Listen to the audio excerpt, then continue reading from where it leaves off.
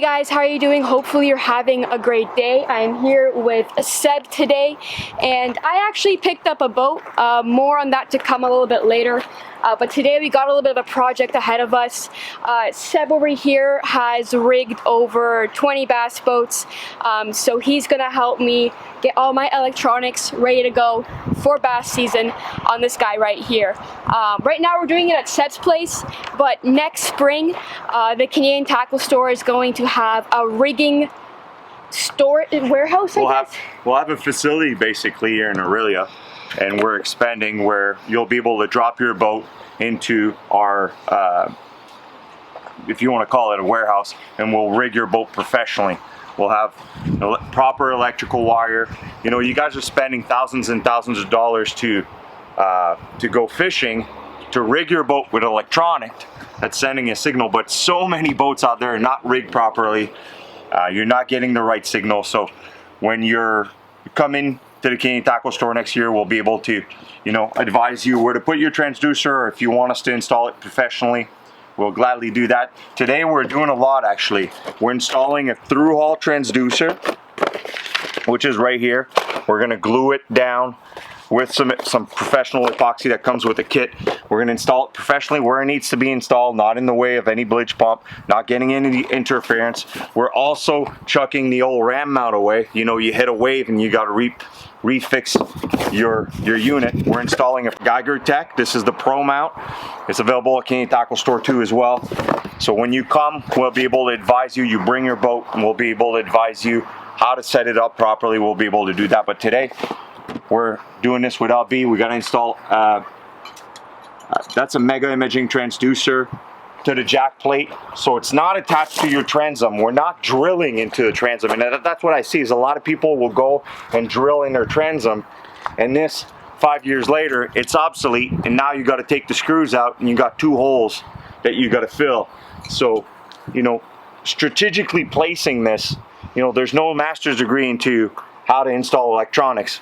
But with trial and error and following the trend and the specific wiring required for each unit, when you come at Canadian Tackle Store, we'll rig this up. But you guys will see today what we're doing. So we've got a lot of work to do, and LB will be filming this and showing you along how to do it if you want to do it at your place. There's so many little details that you got to add up to get the bright image. You know, we're installing, just before we cut out to the next scene if you want, we're installing a Y cable. And even LB was asking me, you know, why the Y cable? We're installing a Y cable so this 2D transducer is able to function without having interference with this transducer. What this Y cable does is you have a side for side imaging, which is this one, and a side for the 2D. If you see for the side imaging, it's actually canceling the 2D from the side imaging transducer, and only accepting side imaging and down imaging, and it'll accept the 2D of this one. So basically we're nulling and canceling the 2D of this, so there's no interference. So when LB is able to drive 40 miles an hour, she'll see the bottom at all times. So first things first, we gotta clean out the bottom of the boat. The guy I bought this boat from actually had a Thru-Hull transducer. As you guys can see, hopefully right there, I gotta clean all of that out, and we're sticking this bad boy in there. First all of the water, then we're going to get a heat gun to it and use some sandpaper to smooth it out.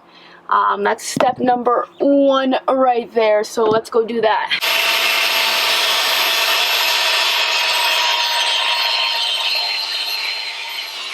Alright guys, we got some acetone here we're going to be using just to give it a final nice clean. I'm making sure it's all good to go before we stick that transducer in, so. A little smooth down here. Yeah. No air bubbles, no gap. So obviously he epoxied here, and we're gonna use the same surface to go through, which is smooth. I'm gonna sand this down a little bit, just finish it with a fine grain. Right, she's gonna clean it with acetone, and we're gonna glue the transducer here. Cleaning it up with acetone, proper way to do it. Cleaned up surface, no grease, nothing. As you know, in here, a lot of grease, especially if you're using a 2-stroke, can end up the bottom of the bridge. So now we're just running some fish tape, right? That's just for the back transducer to come through the hull. Yeah. It's very compact in this boat. It's a smaller boat, so it's very compact here. You can't just reach and grab here. There's part of the transom here, so we use some fish tape, some electrical snake as I call it, and it's right here, so we're just gonna tape through, and after that we're gonna rig all the wires through here. So I got the transducer cable from there into here. Now this is the fun part. We got to fish the transducer cable from there all the way up here so we can mount the graph right there. Fish rope thing is through. We have it running all the way up here through there. Now we're going to tape up our wires and both of our transducer cables and send them right on through. Smart enough too that we're gonna grab, I got an extra piece of wire here. This will be a spare that we're gonna run through in case LB in the future wants to install something else. Instead of, you know, it took us 30 minutes to try to fish this wire, this will be ran through. Yeah, so if ever want to get another graph or anything like that, we will just attach the wires to that, like a rope, and then fish her right on through. So it'll make life a little bit easier in the future, but we're gonna run this through. We still haven't installed the transducers. I'll show you guys how we do that. But up next is the Geiger Tech mount, which I'm super excited to run this year. I've had the ram mount on my little boat, and when we hit waves, the Helix 10 would just flop around. So this is gonna be a lot sturdier. It's really light actually, but you guys can see that it looks sturdy as heck. You guys can find it at the Canadian Tackle store. I think there's one more or two more left. All right, time to run the wires through, and that's probably the hardest part, right? A lot of swear words come out. A lot of swear words. So this wire, which is all banged up now because we're trying to clean it up because we're going to connect the positive and negative here from our power cable from our Humminbird.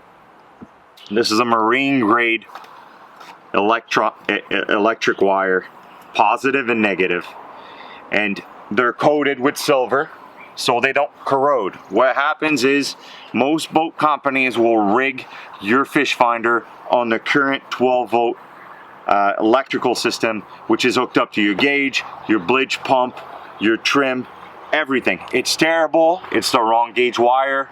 Humminbird, in this case, they want you to run 12 gauge wire. Here we're running 10 gauge wire to be sure, and we're running marine grade. It's very hard to get. Canadian Tackle store has it. As you can see, fine strain copper wire coated with silver on top of it so it doesn't rust. Very important. So LB, in 3 years, she hits a wave, nothing gets corroded, her unit doesn't shut off. If you're doing it right, you're spending the money, you're not going to have issue. So getting the right wire is key here. There you go. We got our ends here. We're going to clean this up, cut this up really nicely, and now we're going to plug the unit once we're done installing the transducer. So we're going to tape this up.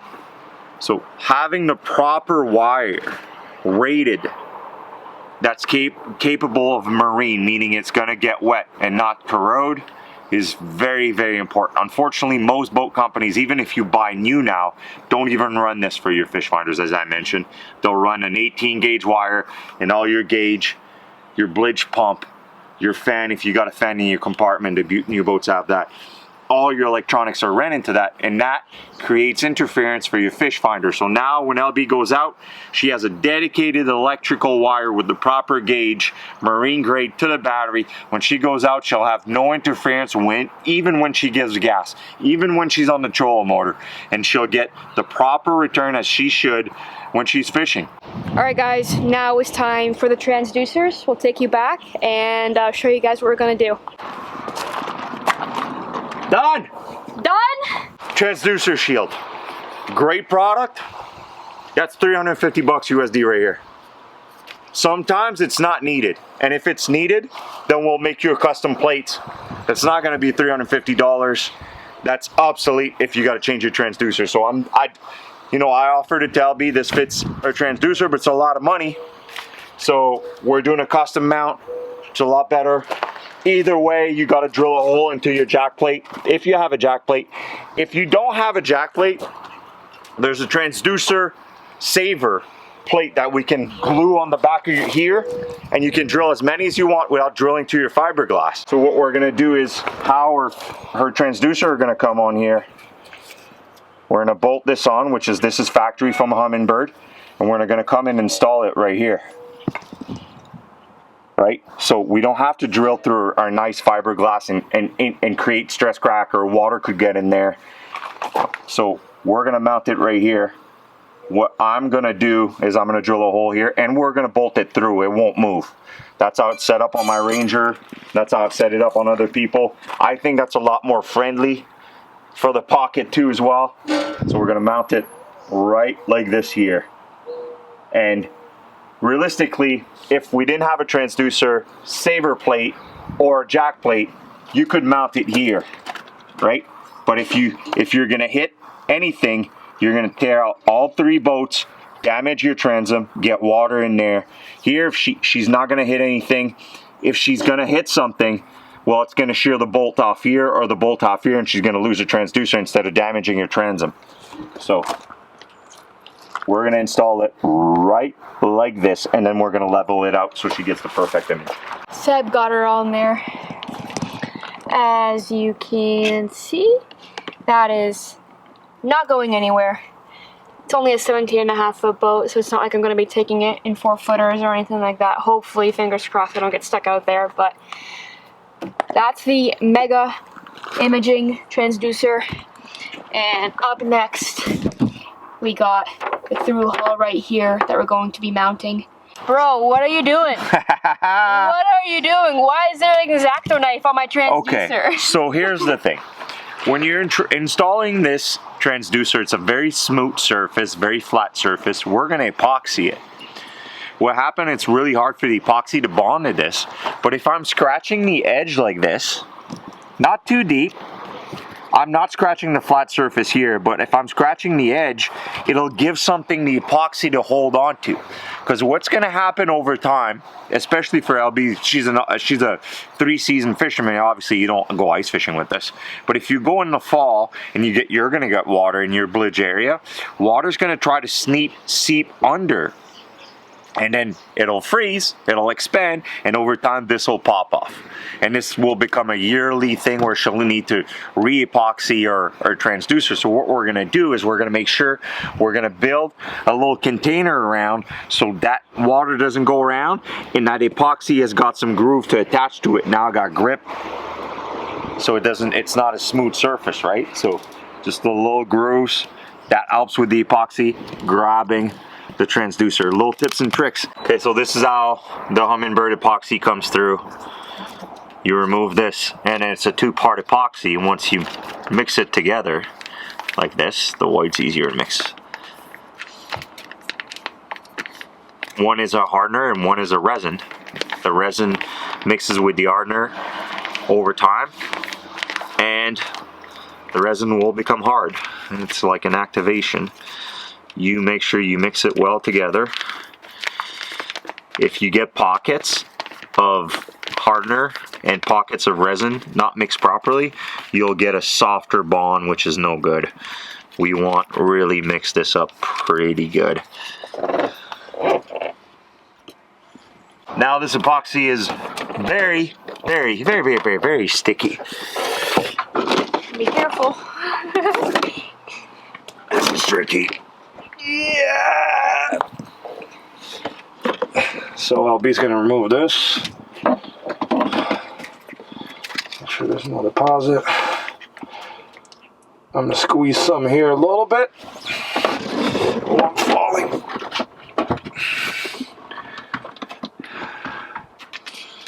Sure, clean here.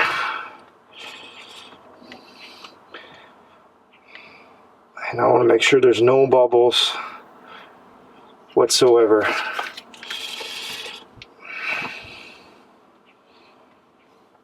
I'm going to epoxy around, and not only I'm going to use this epoxy all around. See how this epoxy has no bubbles in it? That's the important part with this form of epoxy and why they're using it. So we'll put this outside of the boat. I'm going to take this up and glue and make sure that I'm bubble free. My line is not touching anything here. So we're going to come and LB's going to come and zip tie this right here. All right. Not too tight, just like that. All right. So you grab your stick, break it, and then you take the side and you rub it on the side.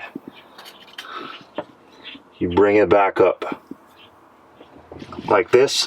It won't let the water get in between.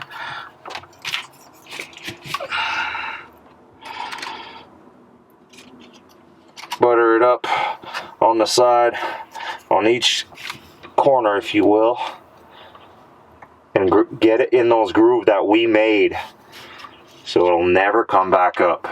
This is gonna sit for 48 hours, but it's not the only precaution we're gonna take here. I'm gonna goop it up with this on top, 5200 adhesive. I mean, this don't come off. There's 4200, 5200 doesn't come off. This is permanent. What we're gonna do is we're just gonna solidify this, and I'm gonna put a line on top so the transducer doesn't come out at all. So this will be almost covered.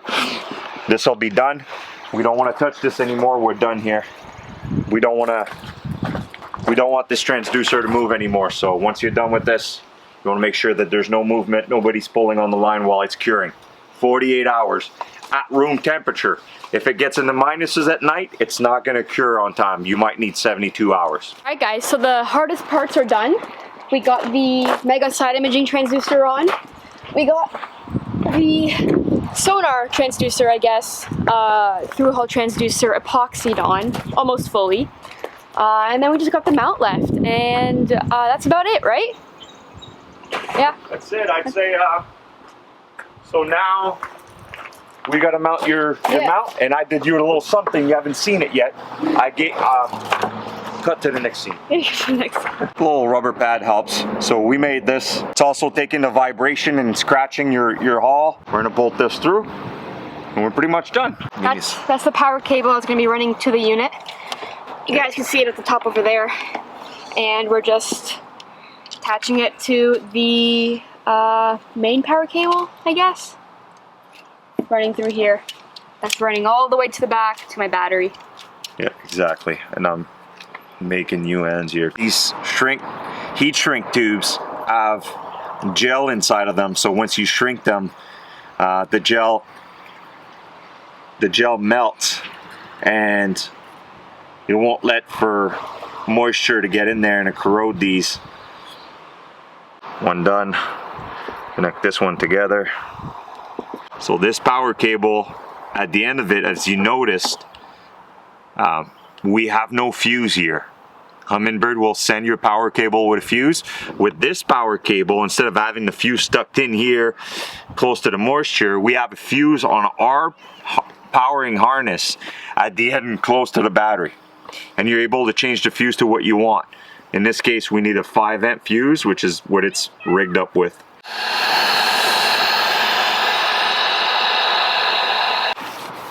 Let's see if she goes. Should. Ha-ha!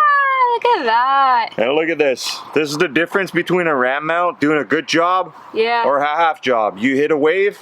That's not moving. It's not moving. Might bring it a little bit closer in, but that's gonna be just to play around with the mount itself. Sick, done. That was a quick install. We've done it properly. So LB will never have to deal with corrosion issue. My graph is not reading properly. And look at this. A lot of people are like, oh, when I start my Humminbird, when I start my boat, my graph dies.